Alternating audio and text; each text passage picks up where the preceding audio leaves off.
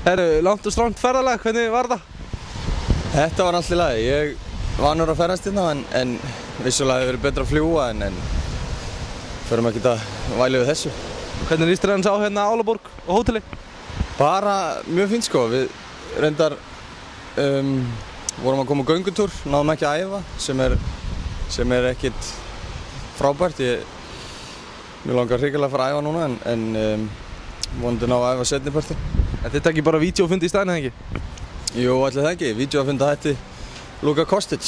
Þannig að við erum bara jákvæðir og förum ekkert að láta svona smámunni hafa áhrif á okkur sko. Hvað gera menn annars til þess að drepa tímann?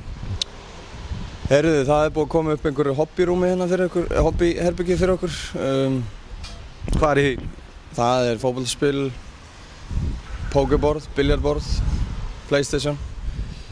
En svo erum við líka bara spilum og dundum okkur. Þetta er quality time. Eru menn búin að leggja undir háa fjárhæðir í póker? Ekki ennþá, en ég er eins og búin að tapa svolítið í Yatzy fyrir Bjarna Viðars. Okay. Og hvað er í tækinu svona þegar þið eru að horfa á sjónvarpið?